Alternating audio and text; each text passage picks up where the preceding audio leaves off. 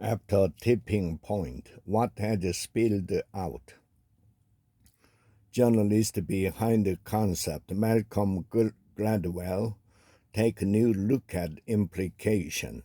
Malcolm Gladwell, the best-selling author, has an office on a quiet street in Hudson, New York, where he sits at a desk under a poster of Mao Zedong, the former communist leader of China. Why?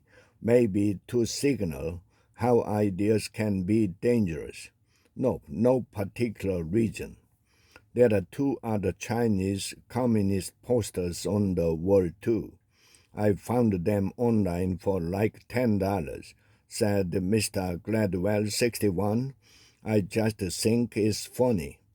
Mr. Gladwell, who had spent his career steeped in ideas and translating social science research into everyday usefulness, says he doesn't take his own ideas too seriously, but others do. His first book, The Tipping Point, became a sensation when it was released in 2000. The book explained how something ordinary, whether a shoe, a behavior, or an idea, spread so widely that it becomes an epidemic. Business Mayburns, political leaders, and ordinary strivers in both those fields treated it like a Bible, mining it for insight on how to make their own products and pitches spread. Today, business schools have named leadership programs after Mr. Gladwell's work, and many entrepreneurs cite his rule that true achievement has a cost, 10,000 hours of practice. This month, he's releasing a new book, Revenge of the Tipping Point. Mr. Gladwell feels that the tipping point became wildly popular because it matches the optimism of the late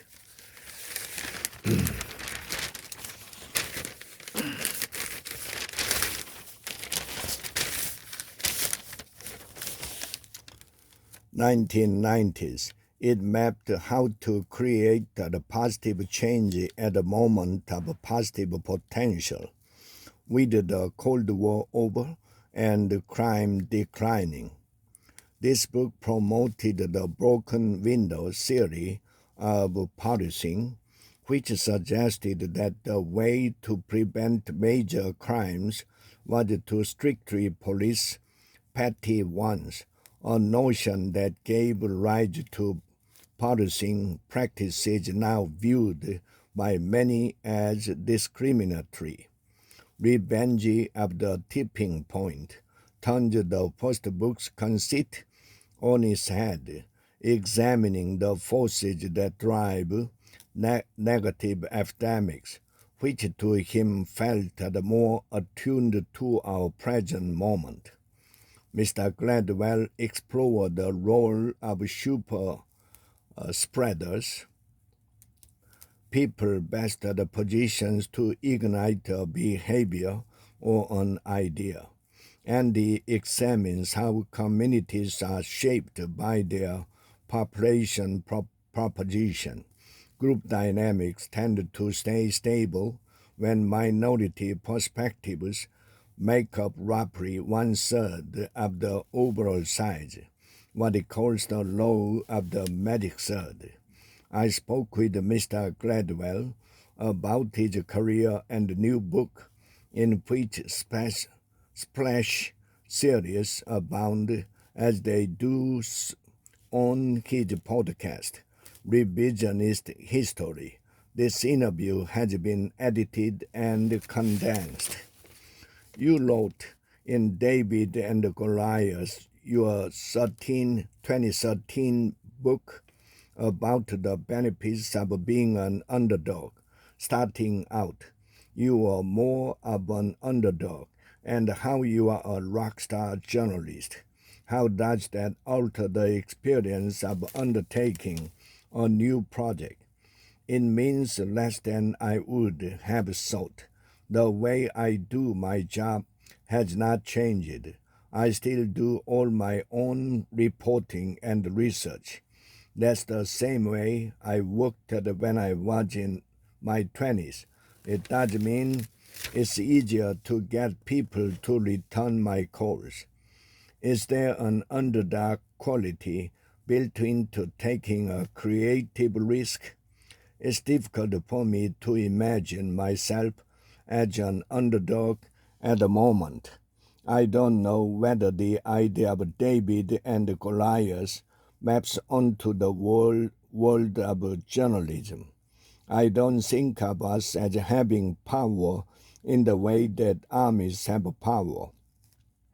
Our power is so amorphous and vague and flimsy and contingent. Isn't audience power? I guess, in a certain way, but I've never been under the illusion that I own the audience. No, I do think that they are following me in the sense that I'm converting them to my ideas. The fun of reading one of my books is not to be converted to a way of thinking. The fun is to meet a new idea and play with it and decide whether you like it, right? We have a table read on Thursday for a podcast episode that is a critique of the tipping point of the crime chapter. The broken windows chapter? Yeah, it's just like I was wrong. Here's how badly I was wrong. Here's why I was wrong. The idea that crime was an epidemic and that criminal behavior was contagious is correct. But the idea that broken windows and stop and frisk were the correct response to contagion is completely false.